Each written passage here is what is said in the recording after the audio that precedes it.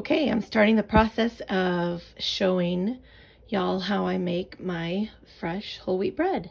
So this is my hard red winter wheat, and I grind 10 cups here, which pretty much fills the hopper. So I'll turn it on and let you hear what it sounds like. And in about 6 minutes, I'll have flour. Okay, this is the wheat I get. In my area, I get this wheat from Winco, but it is a Wheat Montana, which I know they have stuff all over. And if you notice, this one is the hard white wheat. I don't have a bag of my red, but it would say hard red wheat. And so these are the two kinds of wheat I use. These are 25-pound bags, and I think they're about $16 or $17.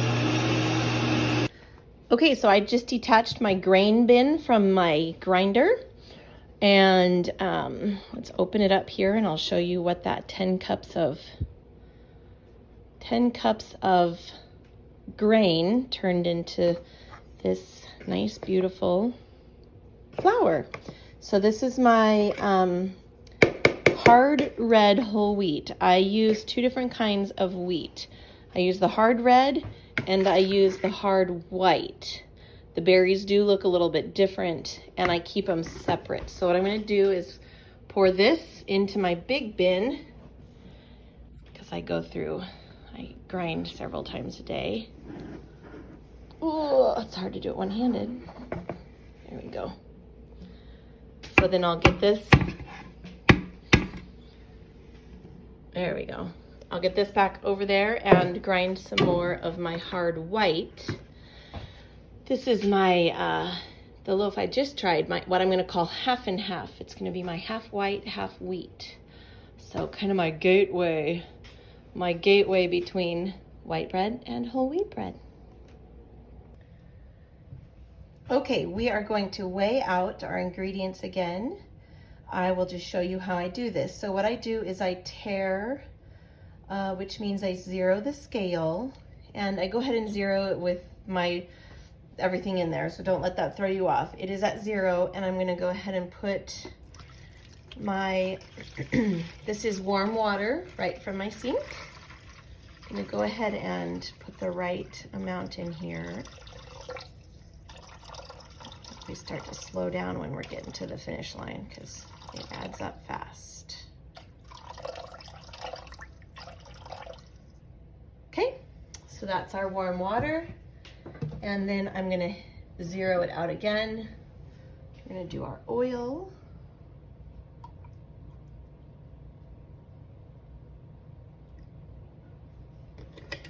I had a little bit of oil because I overdid it last time. Yep, okay. So I put all my wet ingredients together. So I do my oil, my water, and then I add my sweetener, because then when we add our yeast, the sweetener is what helps the yeast to bloom, and you'll see that. So let me look at my, oh yes.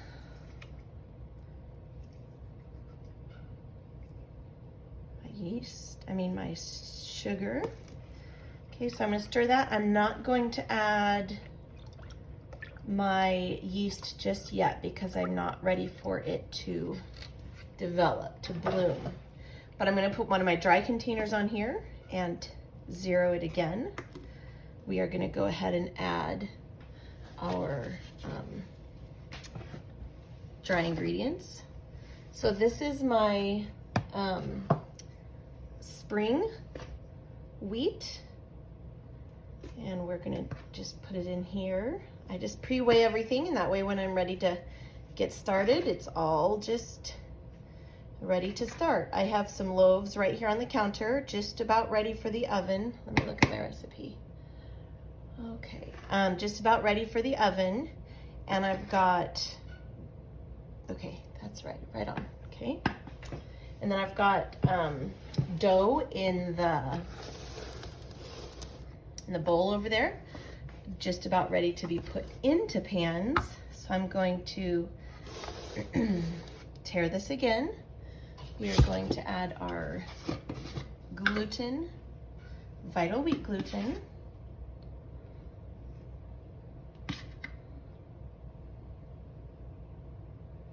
Yep, that's right on. And our salt. I add our salt now, so we need to zero that again, because the salt inhibits the growth of the yeast. So I always add the salt to my dry ingredients so that it's not with the yeast until later. So put this in there, watching my scale. And then I do want to pre-measure my yeast just so that it's ready when I'm ready. So I'll just do a little thing here. Oh, that's nutritional yeast. Obviously grabbed the wrong jar. This is the yeast I need, dry active yeast. And we'll go ahead and get the right weight here.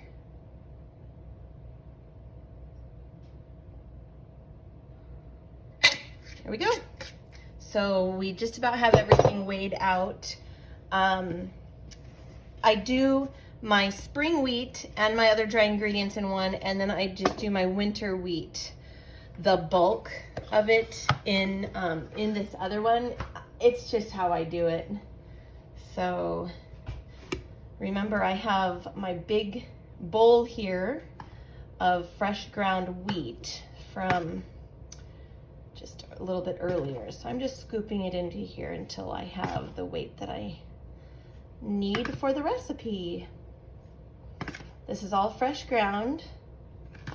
I use all fresh ground wheat. I believe that's the key to such nice, soft, lofty loaves. Look at my recipe.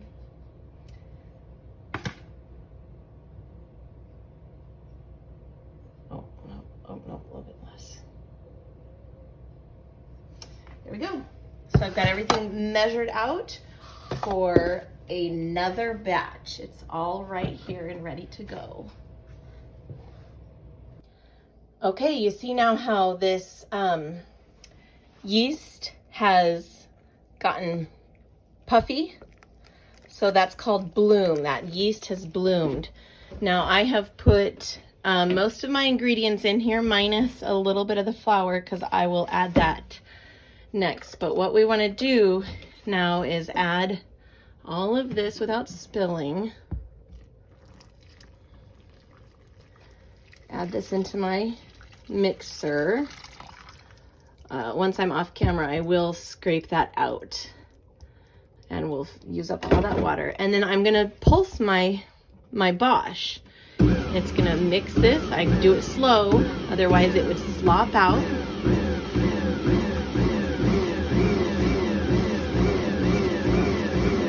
Once it's pretty well, then I can turn it on to speed 1.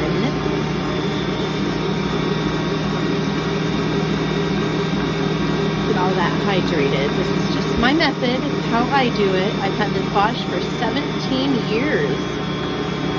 I remember sitting in my friend Rhonda's living room at my bridal shower and opening this up.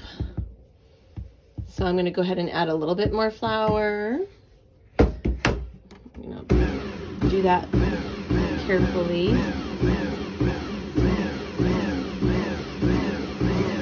Incorporate it. I will put the lid on at this point, and then I feel a little bit more at ease. One-handed is a little bit tricky. Come on.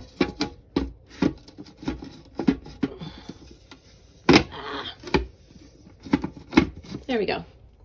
And I can turn it on. I'm actually going to turn it on to number 2.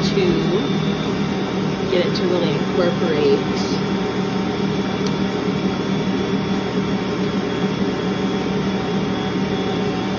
And then because I do my bread by weight, I just happen to know that it's going to need the rest of this. So I'll go ahead and put it in there. Put put the lid on. And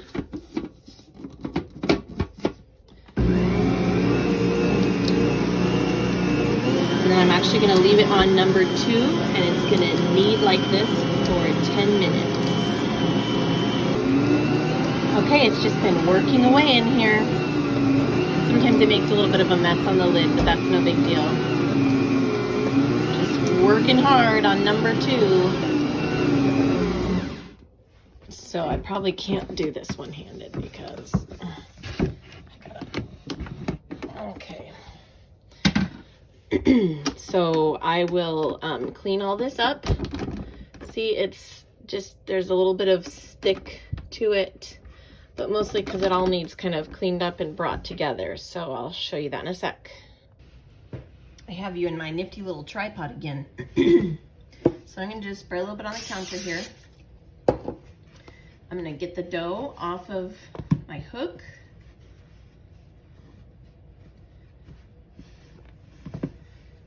Pull it out of here. I know you probably can't see this very well, but get it.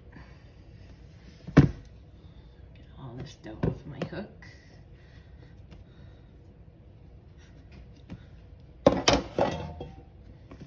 All right. Get it out here onto the counter. And then as I just work it just a little bit, see how nicely it comes together.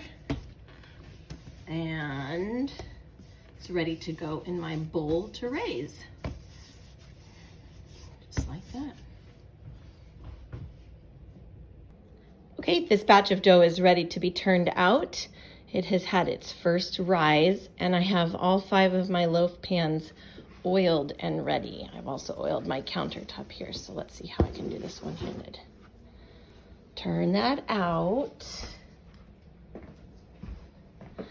And then I'm gonna go ahead and end up weighing my loaves to the right weight and forming and putting them into the pans.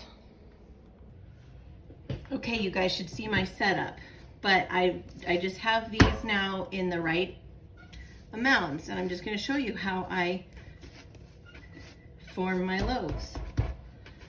I know it takes practice. I know I make it look easy, but that's how I do it. You need to have some nice tension on top of your loaf so that it can push itself up to raise. I do some little cuts and I put it in the pan. Okay, so let's do this again. I just kind of turn it in. I guess I have the loaf about the width of both of my hands, because if it gets too much beyond that, I end up kind of bringing this in a little bit, and then I'll pinch the bottom, make sure it has a good seam. See, and if you think that's about the width of my hands, but then watch how I tuck this under. I kind of tuck it under and then tuck it. But I don't want to tear this here, so I'm kind of just giving it a good little squeeze, and I can definitely, like, it's nice and tight. And then I just do 4 little cuts and put it into my pan. Okay, so these are just here. You can still see the bits where I added some dough for weight. Bring it up, bring it over, curl it under, and then I kind of sometimes hit some air out of that. See this? I want to pinch this together.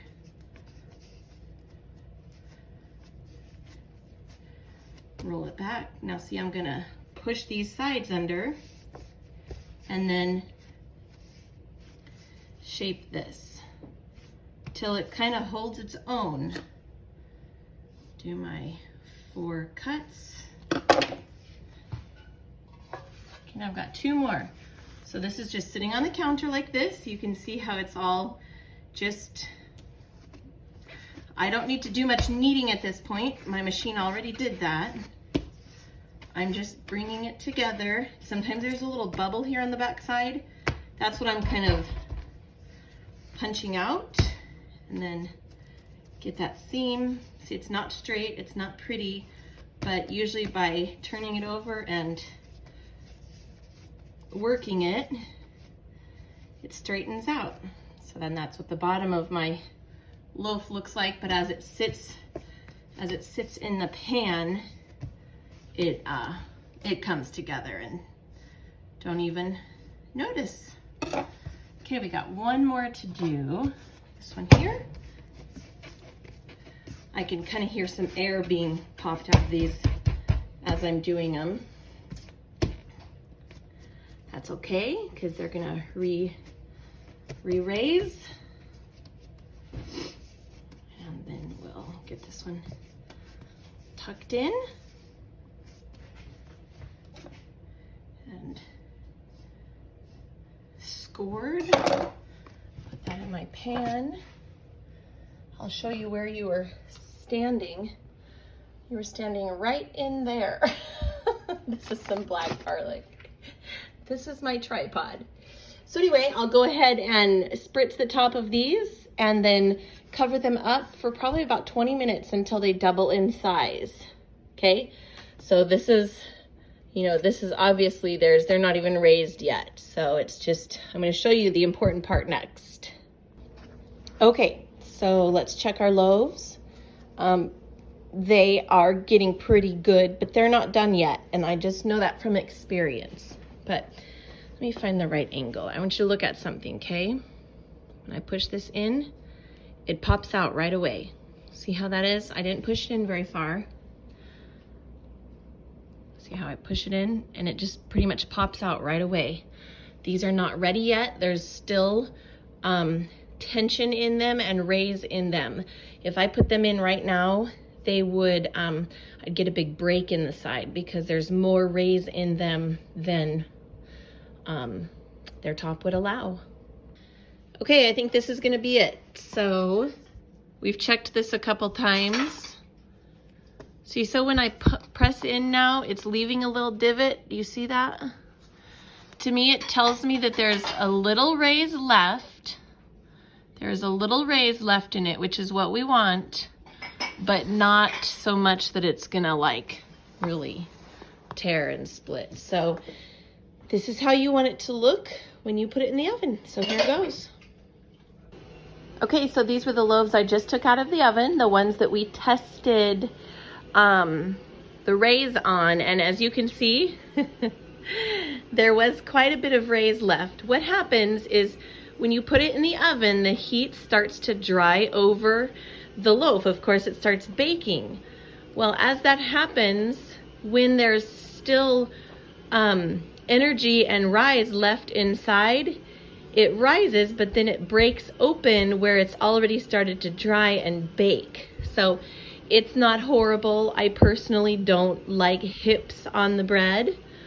Maybe I need to start putting a little bit less in the pans because I've been getting this really good raise on my loaves. Some of them do it worse than others, like this one really just decided to explode. But still yummy bread, and it's beautiful.